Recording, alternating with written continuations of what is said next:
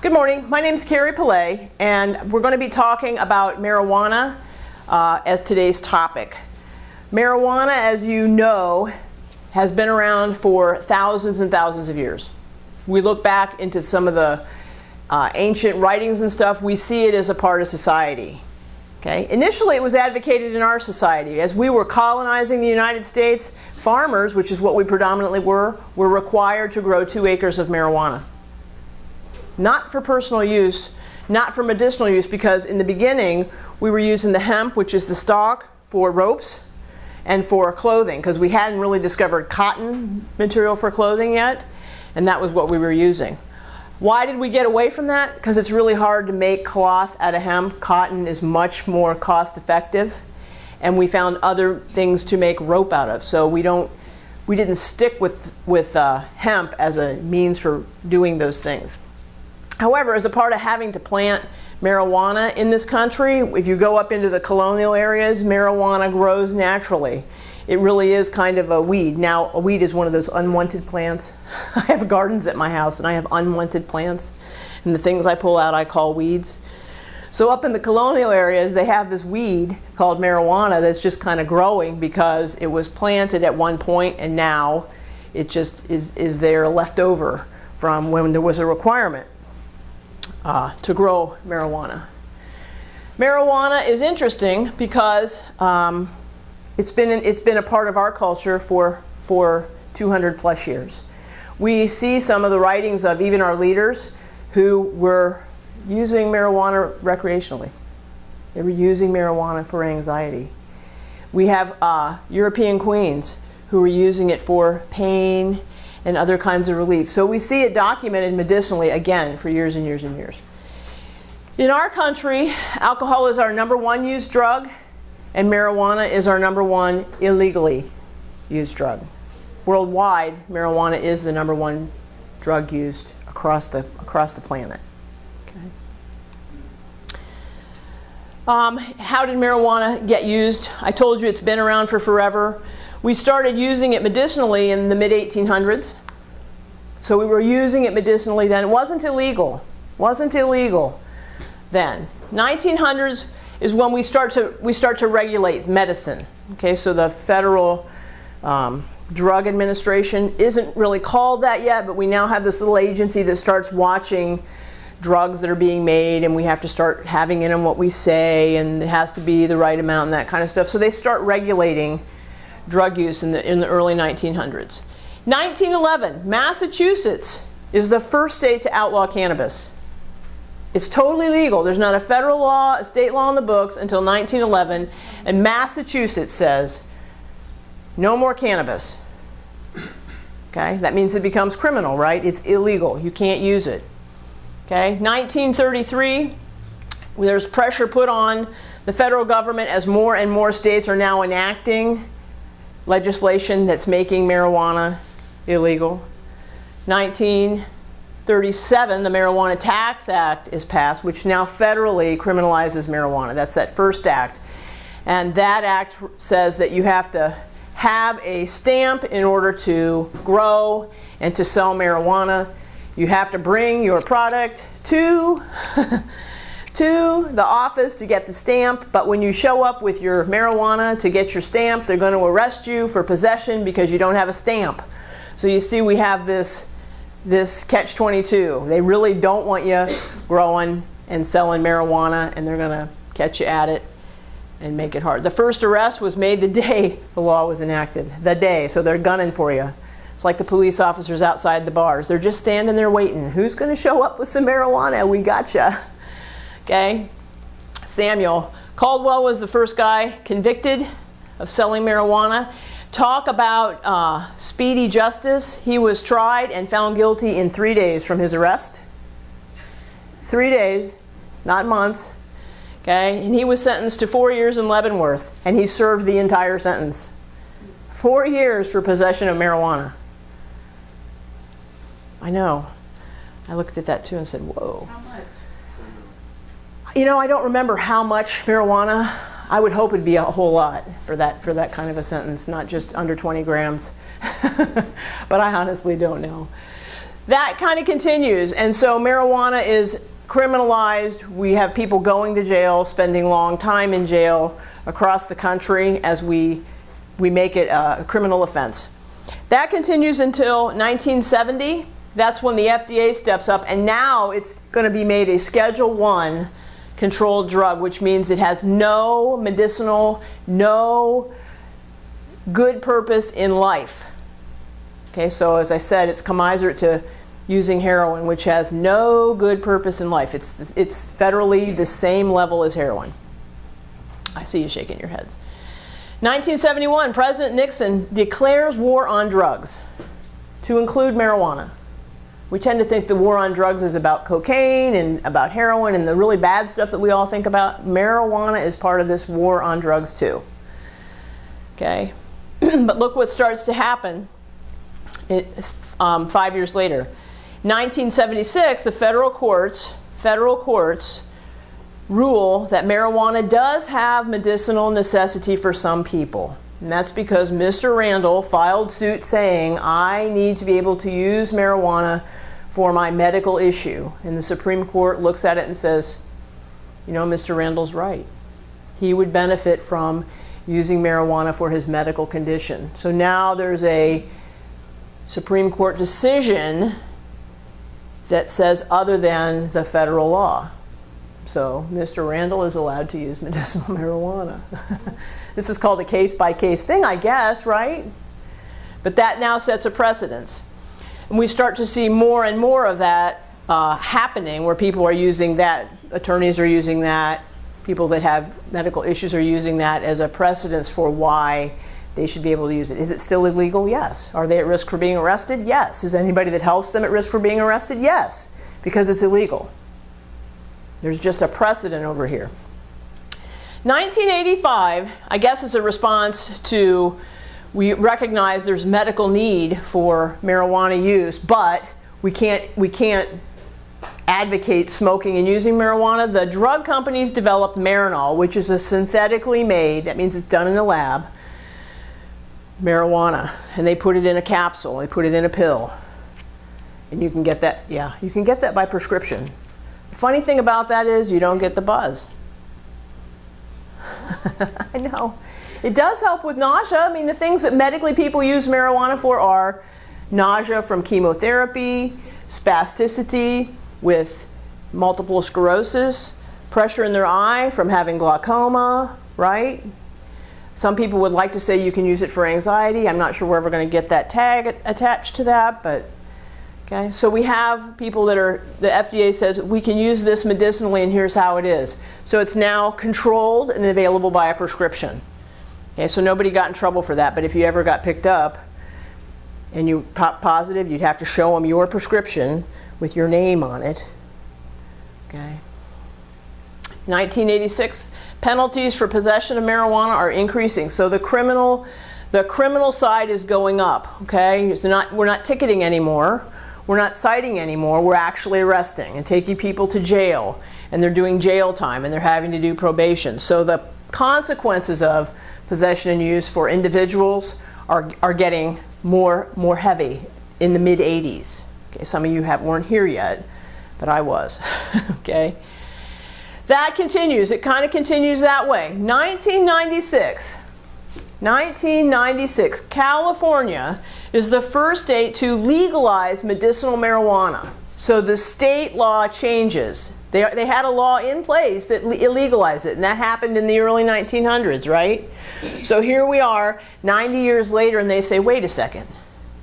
You know, there is some medicinal need. The people that vote for stuff in California all raise their hand and say, we want to agree that medicinally you can use marijuana in our state. 1996. They were the first state to do it. Okay, so they begin to allow the sale of marijuana, the possession of marijuana, which begins this decriminalization process in that state only.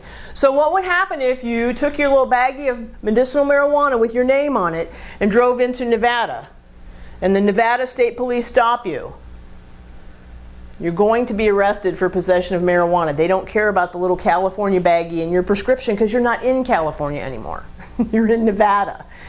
So there are some issues there, aren't there? You have to stay in your state. You have to mind the rules in your state. But 1996 is when we start to see the swing the other direction from the criminalization and the penalties and the putting people in jail to, okay, there is some additional medicinal use, and states begin to enact legislation that allows some use of marijuana, mostly medicinally. 1998, Alaska, Oregon, Washington legalized medicinal use of marijuana. Okay, and so we've seen that progress to present day, haven't we? We only have a few states left that have not enacted legislation to legalize medicinal use of marijuana, and you know, you live in one of those states. Florida in 2015 has not yet enacted any legislation to medicinally use marijuana, so it's still considered criminal here across the board. Don't come to Florida with your California baggie and your prescription, because guess what? You know what they say about Florida? You come on vacation and you leave on, you haven't heard that? Probation. You really haven't heard that.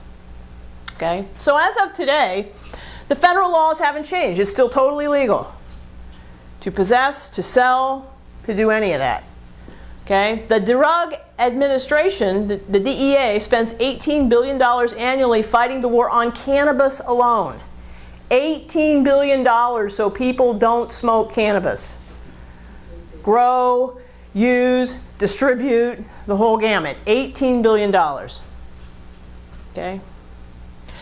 18 states, I did this last year, and that has changed significantly, because we have over 30, I believe now, with legalized medicinal use of marijuana, and that number's growing. Medicinal use. We have 12 states that have decriminalized marijuana use. So they're allowing the use of marijuana. Okay, and so you don't get a ticket, you don't get charged with possession. They're not going to bust into your house because they're not looking for it, as they have decriminalized it. Okay. 2 states have legalized it. So not only is it decriminalized there, but you're allowed to possess. They have stipulations on that. There's only so much you can have. Okay. I suppose you can be a grower, but there's a special license for that. Okay, that's how this is going to work as we see this come across the country. The current federal administration has stated that the federal government at this point has no intention of challenging the states on their legislation. So the states, as they're changing their policies, the federal government is not going to be staking out the borders looking for people, because they have other things to do, I guess. Yeah. Okay. So let's talk about this idea of decriminalization, because this is the question I asked. Don't you think it should be legal? Well, we're seeing that it's going to, we're seeing the shift in our general population.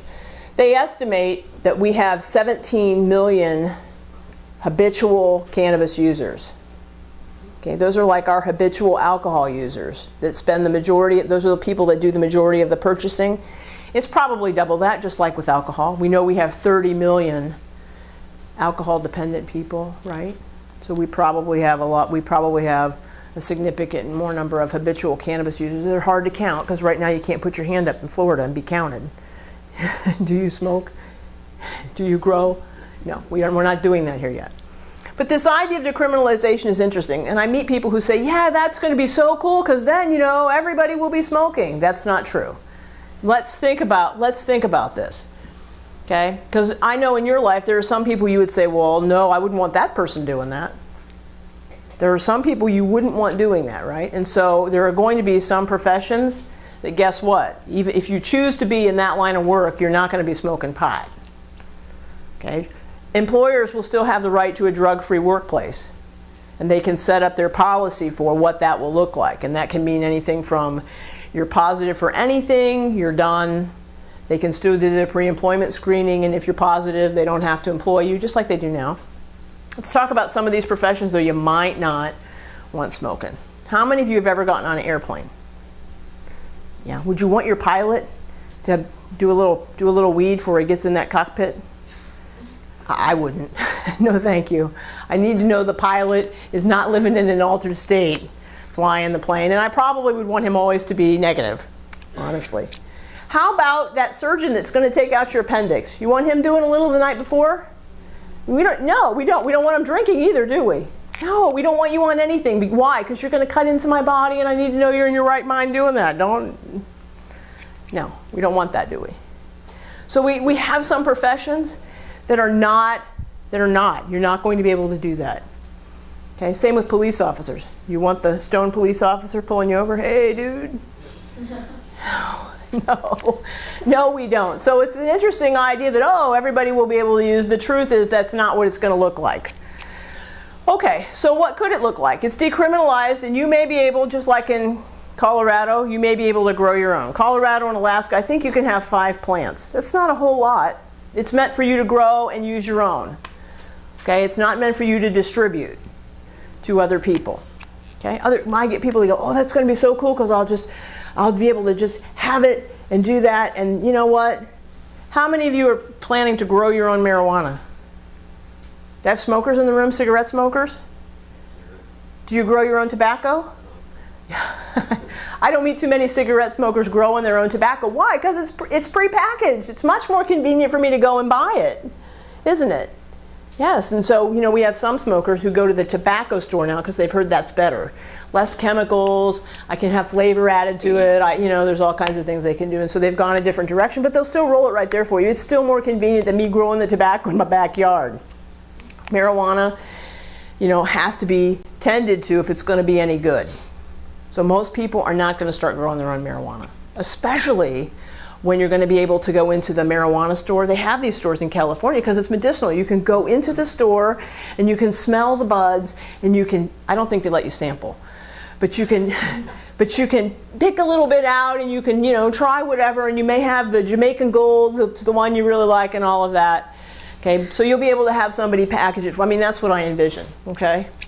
Now, if you're driving down the street and you get pulled over, and it's legal, let's suppose it's been decriminalized, and you roll your window down and pot smoke comes rolling out your car, do you think you're going to be okay? No. You're going to get pulled over for possession and being under the influence. Why? Because I can smell it coming out your car. Really? Think about how alcohol works. This is what this is going to look like. Can you drive down the road with an open beer sitting in your cup holder? No. You're going to get pulled over, DUI, open container. Same thing's going to happen with marijuana. It's not going to be as clean and as just free, and everybody's going to, it's not going to be like that. It's going to end up looking a lot like what we're currently doing with alcohol, with a way to know if you're currently high on your marijuana or if the positive is from 3 days ago. Okay? I haven't seen how that's going to work yet, but they've got to be doing it in Colorado because the court systems out there are choked with people that have been charged with possession, DUI, marijuana, which was not what they were expecting, I think. I think they kind of thought, too, oh, we'll legalize it and it'll all be. No, now we have people being charged with driving under the influence of cannabis, being stoned at the time. So it's going to shift the other direction. And it's going to be only those that are actively using that are going to have issues. Okay, which means, you'll be able to have your little bag just like you can come from the grocery store with your 12-pack as long as it's not open, it's in your grocery bag. I'm assuming something like that would be possible. Okay, so this idea of decriminalization and making it legal is not just going to be a free-for-all. It's really not. And so you may still not be able to use because your employer doesn't allow it. Okay, there will be occupations where it's not going to ever be acceptable because it's not safe. They can jeopardize other people by their own use. And that's one of the stipulations for alcohol, right? You can be as drunk as you want in your own house as long as you don't affect anybody else, which means you don't get in your car and you don't start fighting with other people. You can go home every day, drink till you pass out. I would expect you can go home every day and smoke until you can't keep your eyes open. As long as you're functional, you can get up and function and do your part, and you don't affect other people and you don't affect society in negative ways. That's what I would expect it to look like. Does this mean I think it's safe? No. I think now that we get less focused on it should be legal, it should be legal, it should be legal, now we'll be able to actually talk about the problems that are associated with marijuana for real. Because it's hard to get it's hard to get us to think about what the real problems are with it when we think it should be legal. Okay, so let's look at some of these problems. The active ingredient in marijuana is THC, delta-9 tetrahydrocannabinol. THC is much easier, don't you think? I do too. That's the active ingredient. And it's only found in the marijuana plant. It's the only plant on earth that's got it. Okay. The content's gotten better.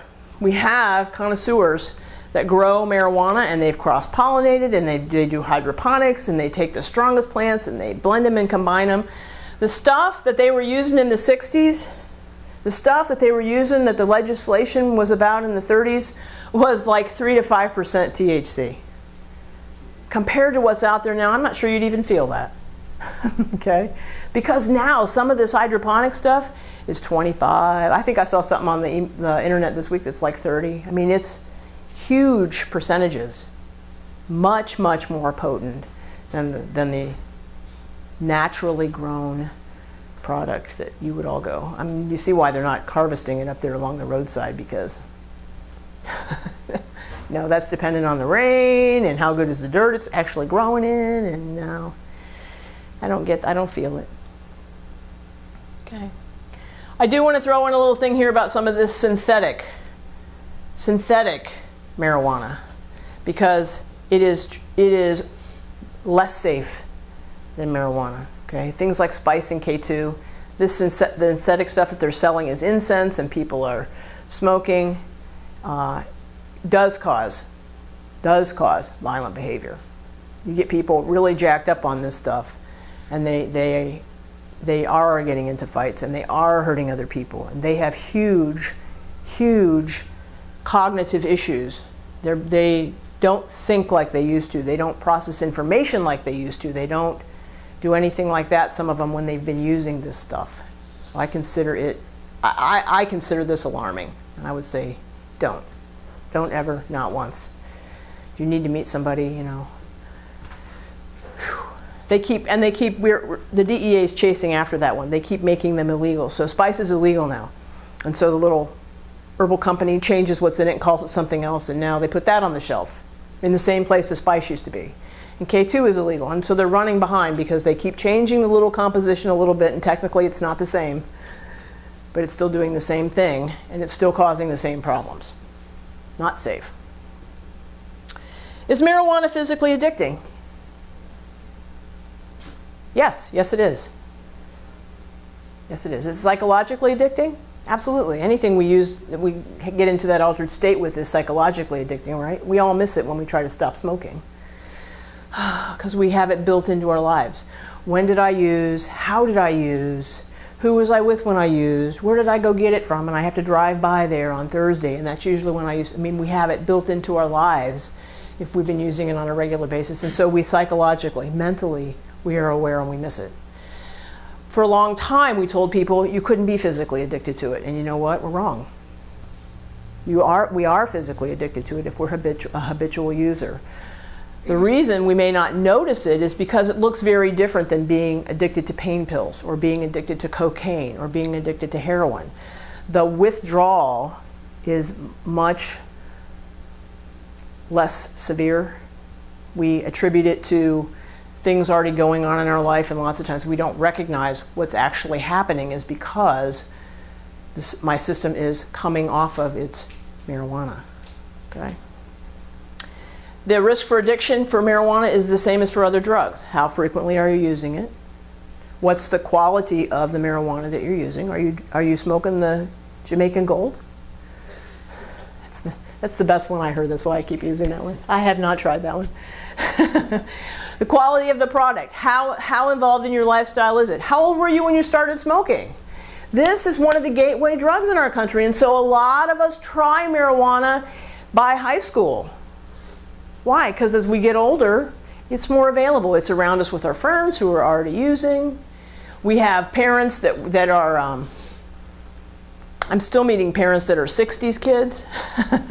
And so they were in a whole environment where it was around because their parents were using it. The parent thinks an altered state with marijuana is okay, and now I have my teenage children living in my household, and I believe as a 40-year-old that marijuana is okay, and what am I teaching my kids?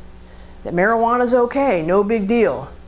So when I, as a high school kid, walk into school and my friends got some, or I might be the kid supplying the friends. Dude, my mom and dad, they do this all the time.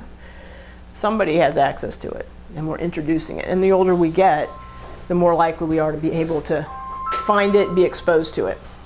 But the earlier we use it, just as everything, it increases our risk to find something that we feel good at, to be more open to trying other drugs, to using the drug that makes us feel good more frequently and building it into our life. And that's how we get to that addiction, potentially. Mental health issues. I do meet a lot of marijuana users who have sleep issues, and so they smoke before they go to bed because it helps them sleep. I meet a lot of marijuana users who have some anxiety. They're very nervous. They got a lot going on, and so they use it to calm themselves down. Does it do that? The effects that it has would do that for you. Are there safer, non-addicting things that can do that for you? Yes. Are there addicting things that can do that for you that are prescription? Absolutely. Okay, but marijuana gets used by us for some of those same things too. If we're using other drugs, alcohol being the other gateway drug here, we're seeing a pickup in pain pills and those kinds of things. So if I've already had exposure and a good experience with another drug and marijuana is present, it increases my likelihood to try it. It doesn't mean I'll be addicted. It increases my likelihood to try it, my openness to a new experience. Okay, and that's how we can move to that. We estimate we have about 18 million users in the US. 18 million. It's probably more than that. We have, 2/3 of our population use alcohol. Okay, our habitual users are probably somewhere around that. Our overall use is still significantly less than alcohol, but more than 17 million. And will that number go up when it becomes decriminalized? Probably, but there again, what do I do for a living, and can I afford to do this? Or will I lose my job? 9% of all users will go on to become addicted. So they're psychologically and physically dependent on marijuana, 9%. 17% who start using in their teenage years. So there are those young people that start using, they build it into their life. 17% of those who start in their teenage years will become addicts. Okay. 25 to 50% of daily users are addicted physically. So what does it actually do? It really does impair your coordination. So active use driving in your car, you may be driving a little erratically if you're high. Your response times are slower. You are more likely to turn on a red light, to run through a red light, to cross the yellow, to be moving around in your lane a little bit more, okay? To be too close to the person in front of you, just like alcohol. It does impair you. And if you get pulled over and you're under the influence, you will get charged with driving under the influence. It just won't be alcohol, right? It'll be whatever drug you're on. Just like if you're driving under the influence of prescription drugs, your DUI, just not alcohol. Not all DUIs are alcohol. We lose our mental sharpness. So we do things a little bit slower. It's not that we can't do them. We got functional marijuana users. They go to work every day. They live their lives. Okay, they don't do things quite as fast because it does slow your processing down. It doesn't stop it. It just slows it down. Okay, it can make thinking difficult for some of us. Okay, so there again, I have to think about it longer. Okay, I may not come to the right thing. It does distort reality for some of us. That means we don't really have a good perception, a good idea of how long time has been. So, I think it only took me a half an hour, and it really took me an hour to do that. Not necessarily that I lose track of, oh, it's 3 days. No, it's not that kind of a lapse. But sometimes we're not really spot on with how long tasks are taking us to do because it diminishes that. It decreases our inhibitions. Okay, so sometimes we use it for people who have nausea and don't have much of an appetite. One of the medicinal uses to stimulate appetite because they're losing weight. because they're underweight, because they don't have an appetite, and so it gets them to eat a little bit more. Are there other medications that can do that? Yes, there are. Okay. As it diminishes our inhibitions, it means that we can make poor choices. As with anything, right? Anything we're high on. It seems like a good idea at the time. It really wasn't a good idea. Okay. What does it do to the body? Here's some of the real stuff that it does. It will raise your blood pressure. Anything you smoke has other stuff in it. So here's my little cigarette, right? This raises your blood pressure. My high blood pressure people that smoke have higher blood pressure if they've had a cigarette within an hour of coming to see me in my office. Marijuana raises your blood pressure. Smoking. Okay, so you're at risk for high blood pressure, real high blood pressure. You're at risk for having a heart attack.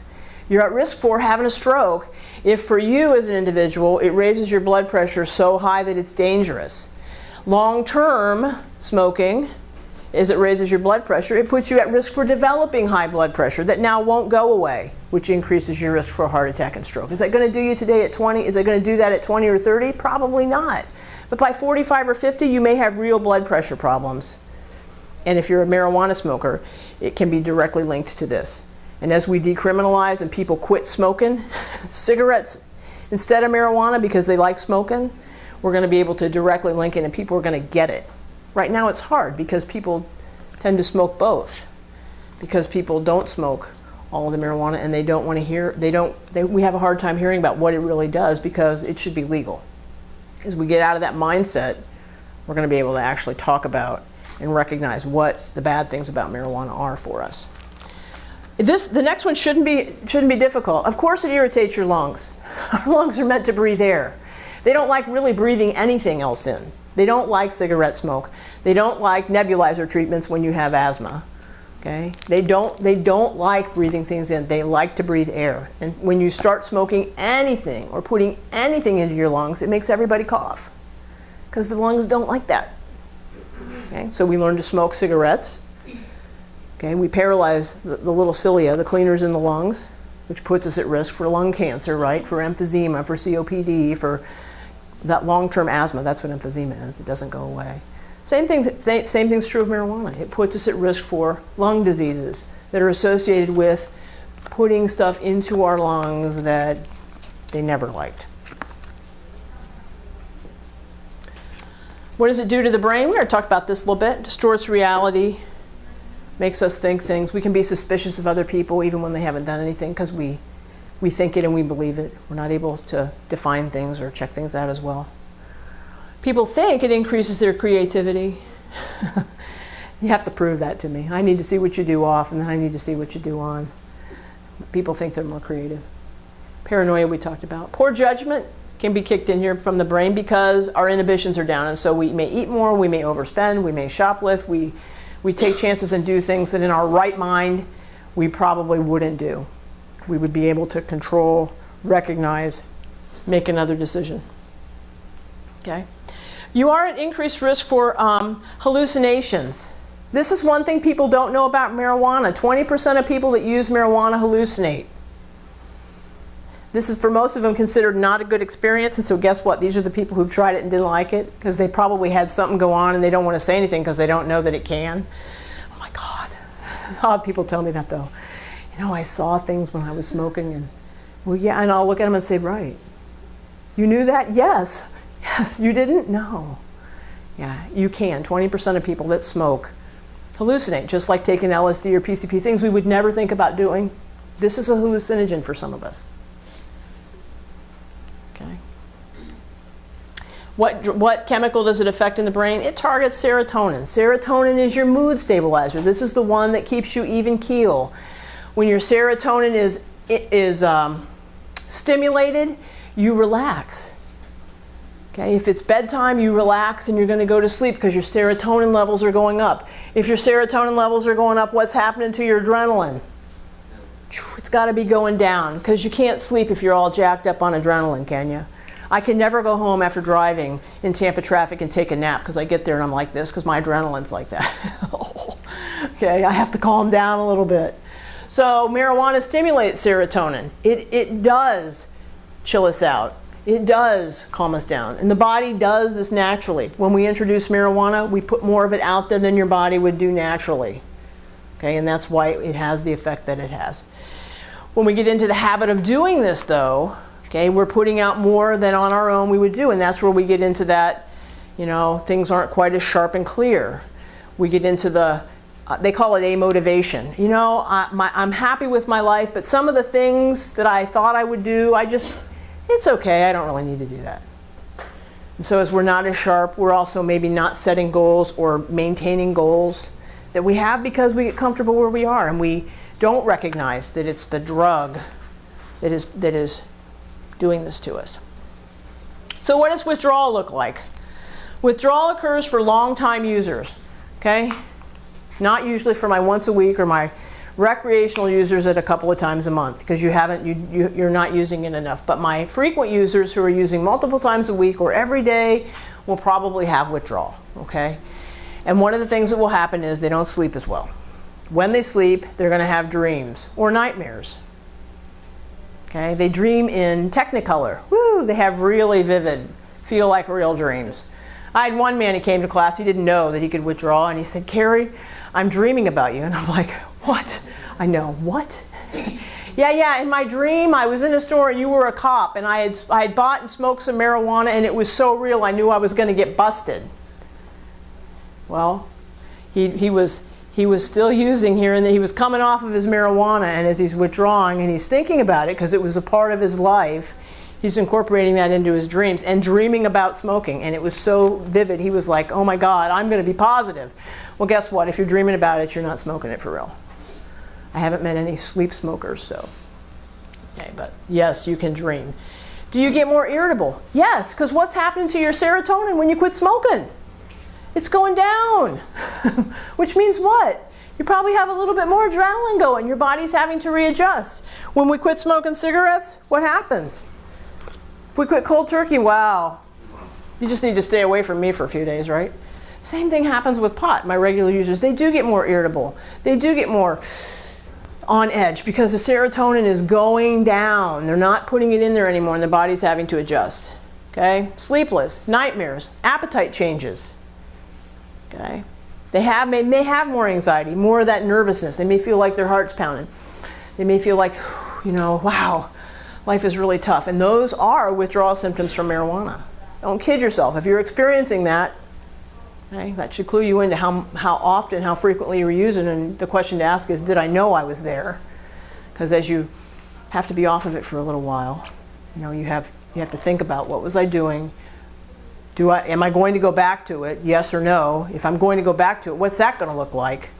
Okay, this may be the time that you go look for a job. I have this happen. People come in and they go look for a job because they're clean now, and they come in and they pass their job drug test and they go, well, now I got to stay off of it because I got this really nice job. Wow. So we're making changes in our lives. Myths. It's healthy because it's organic. I think we've talked about that. It's not healthy.